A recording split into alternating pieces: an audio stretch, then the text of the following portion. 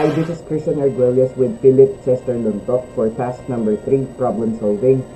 So, for task number 3, we're assigned to interview our partner about the problem that we self-made, and then we're gonna ask them on how they will be, or how our partner will be answering the problem that we made for our partner. So, here's the problem that I gave Philip Lontoc. I gave find the median of the following test scores: 75, 63, 81, 77, and 92. In his answer, Philip? So, step number 1, we should understand the problem. So, the test scores are 5, 63, 81, 77, and 92. So, we need to find the median. Then, step number 2, yung strategy po natin. So, we can apply or make an organized list. Then, after that, we apply the strategy or solve. Then, we do have 63, 75, 77, 81, and 92.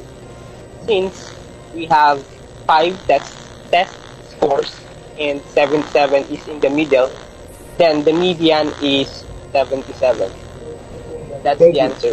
Thank you, Sir Philip. Yeah, that's quite easy. But yes, the strategy that you've chosen is really the most applicable, I think, and the most applicable, easiest. Yeah, but that's really the applicable strategy for that, right?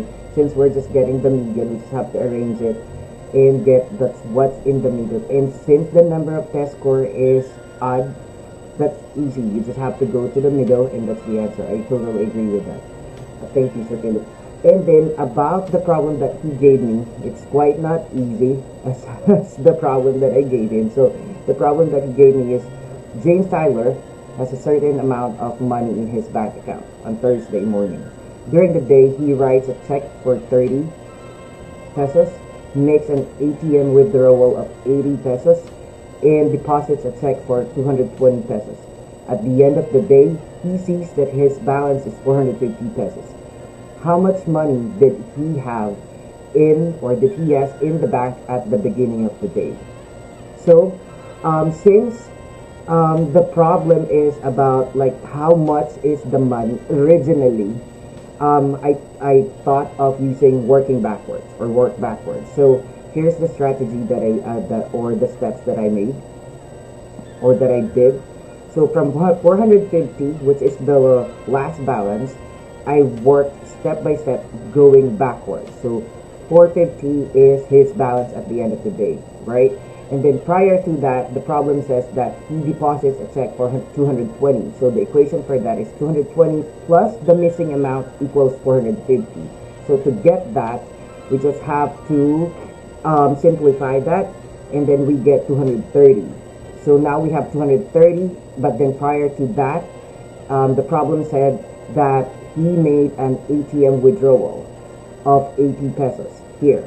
So that missing amount minus the 80, that will be 230, because 230 is the amount after the deposits of 220. And then the result will be 310. But prior to that, he also made a check worth 30 pesos. So before we get 330, we need to deduct 30 pesos from a certain amount, and that's what's missing.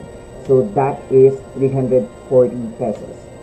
So that means 340 pesos is James Tyler's balance in his bank account at the beginning of the day. So again, my explanation for my strategy is that since what we have is the amount of his balance at the end of the day, and what we are looking for is the original balance or the amount at the beginning, working backward suits the solution for the problem.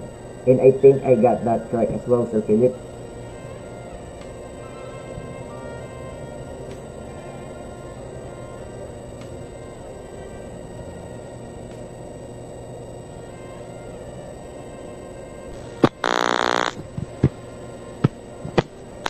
Okay, so I totally agree with Sir Ethan's work since nga naman yung ating given is yung balance or yung total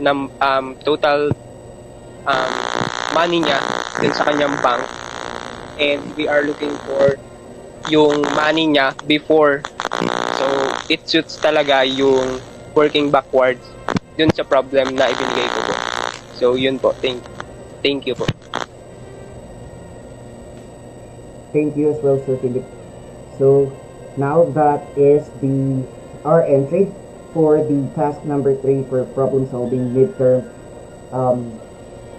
Hope you don't have other questions. Well, for me, Sir Philip's work is clear, and I think I have answered his problem as well clearly. Thank you so much again. This is Prisoner Arguelles with Sir Philip Chester Lontoc po. thank you. And thank you po. Great day. Thank Bye-bye. Bye, Sir Philip.